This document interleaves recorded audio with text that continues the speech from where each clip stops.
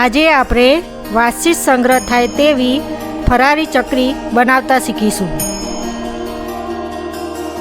અહીંયા મેં 500 ગ્રામ સાબુદાણા લીધા છે અને મેં બીજી તપેલીમાં 3 લીટર પાણી લીધું છે। હવે આપણે ગેસ ચાલુ કરીને પાણી ગરમ કરવા મૂકીશું। ગેસ ધીમી આંચ પર રાખવો। ગરમ પાણી થાય ત્યાં સુધી આપણે સાબુદાણાને 2 થી 3 વખત ધોઈ લઈશું। સાબુદાણા ધોવાથી તેના પર રહેલી અશુદ્ધિ સાફ થઈ જાય છે, જેના કારણે સાબુદાણા છૂટા રહે છે।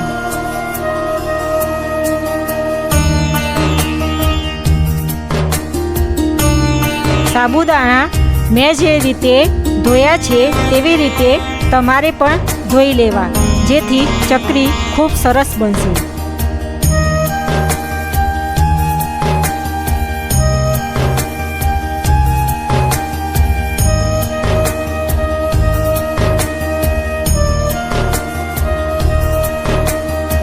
સાબુદાણા ધોયા પછી તમને આ રીતે દેખાશે। હવે પાણી મધ્યમ ગરમ થઈ ગયું છે, તેમાં સાબુદાણા ઉમેરી દેવા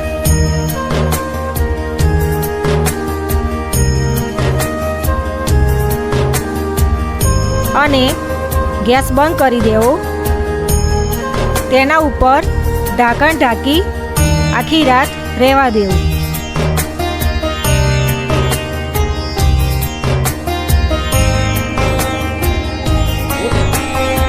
બીજા દિવસે સવારે સાબુદાણા ઉપર પાણી દેખાય તો બીજા વાસણમાં કાઢી લેવું।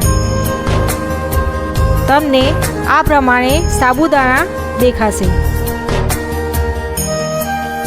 સાબુદાણામાં ઉમેરવા માટે મેં 300 ગ્રામ બટાકા બાફી લીધા છે। તેમાં 2 ટેબલ સ્પૂન અધકચરું વાટેલું જીરું, સ્વાદ અનુસાર મીઠું અને મરચાં 10 થી 15 નંગ લેવા। મરચાં તમારે જેમ તીખાશ રાખવી હોય તેવી રીતે પણ લઈ શકો છો।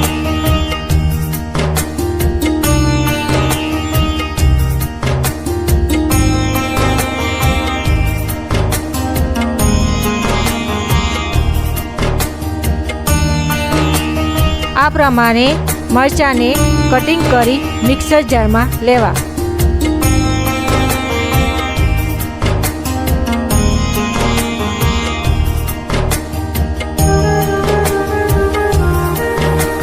મિક્સરની મદદથી મરચાં ક્રશ કરી લેવા। જરૂર પડે તો તેમાં થોડું પાણી ઉમેરવું।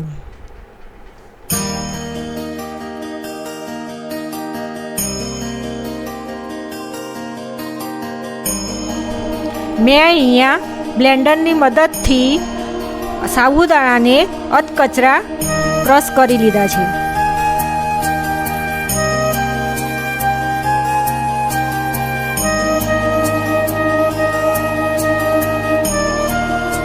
મેં અહીંયા જે રીતે બટાકાને પીસી દીધા છે તેવી રીતે તમે પણ કોઈ પણ વસ્તુથી બટાકાને પીસી શકો છો।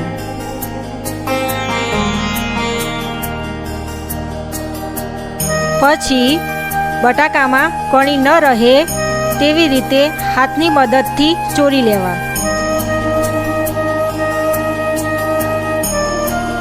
આવી રીતે આપણો બટાકાનો માવો તૈયાર છે।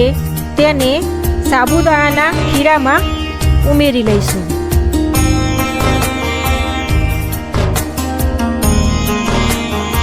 હવે આપણે ચમચાની મદદથી ધીરે ધીરે તેને મિક્સ કરતા જઈશું અને આવી રીતે બટાકાની કણી ન રહે તેવી રીતે હલાવતા જઈશું।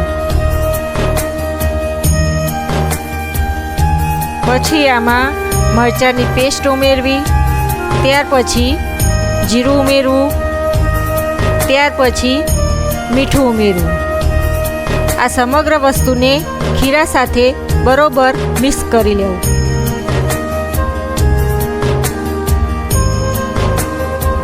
ધીરે ધીરે હલાવતા જવું અને મિક્સ કરતા જવું.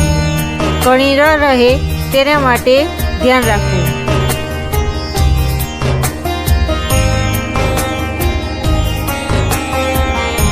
આ આપણું ખીરું તૈયાર થઈ ગયું છે.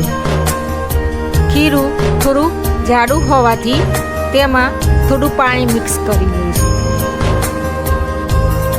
અને ચમચાની મદદથી બરોબર તેને મિક્સ કરી લઈશું.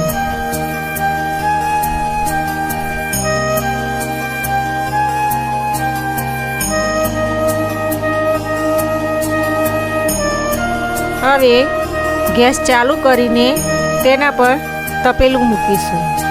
ગેસ મધ્યમ આંચ પર રાખવાનું છે. ખીરાને સતત હલાવતા જવું જેથી કરીને નીચે ચોટે નહીં. જેમ જેમ હલાવતા જઈશું તેમ ખીરાનો કલર બદલાઈ જશે અને જાડું થવા લાગશે. આ રીતે ખીરું જાડું થવા લાગશે અને સતત હલાવતા રહેવાનું છે જેથી કરીને નીચે ચોટે નહીં. ખીરામાં નાખવા માટે 1 ટેબલસ્પૂન ખાંડ અને અડધું લીંબુનો રસ લીધો છે. ખાંડ અને લીંબુનો રસ ઉમેરવાથી સાબુદાણાની ચકરી ખૂબ જ ટેસ્ટી લાગશે. હવે આપણું ખીરું તૈયાર થઈ જવા આવ્યું છે. ખીરું બનવામાં 15 થી 20 મિનિટ જેટલો સમય લાગે છે. આવી રીતે ચમચો આપણે ઊભો રાખીશું અને પડે નહીં એટલે આપણું ખીરું તૈયાર થઈ ગયું છે. હવે ગેસ બંધ કરી દેવું અને ખીરાને 15 થી 20 મિનિટ સુધી ઠંડુ થવા દેવું. હવે આપણું ખીરું તૈયાર થઈ ગયું છે. ચકરી પાડવા માટે આપણે એક પ્લાસ્ટિકની કોથળી લઈશું. તેમાં ખીરું ભરીને ચકરી માટે તૈયાર કરી દઈશું.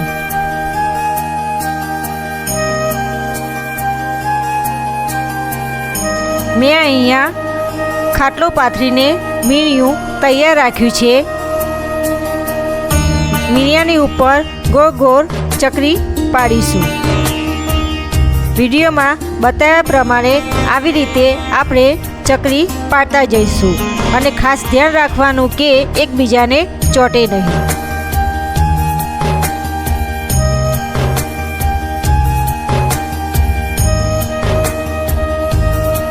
જો ખીરું સરસ બન્યું હોય તો તમે આવી રીતે સરસ ચકરી પાડી શકશો.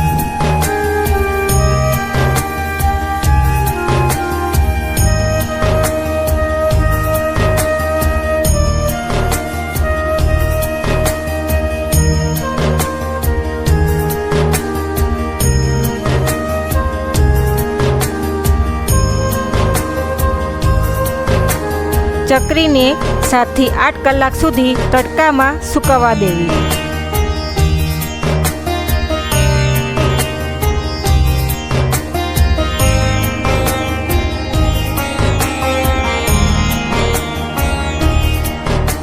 ચકરી સૂકાઈ જાય એટલે તેને આવી રીતે પલટી દેવી અને બીજા દિવસે પણ તેને તડકામાં 2 થી 3 કલાક માટે સૂકવવા દેવી.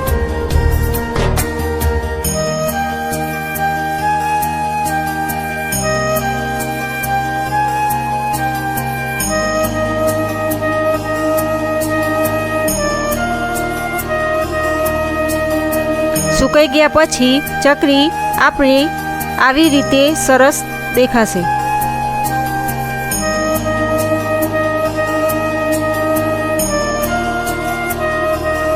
ચકરી તળવા માટે આપણે ગેસ પર તેલ ગરમ કરવા મૂકવું. મધ્યમ આંચ પર તેલ ગરમ કરવું અને ચકરી તળી લેવી. આવી રીતે ચકરી સરસ તળીને તૈયાર થશે. ઉપવાસમાં ખાવા માટે આપણી ચકરી તૈયાર છે. વર્ષ દરમિયાન સંગ્રહ થાય તેવી આપણી ચકરી તૈયાર છે.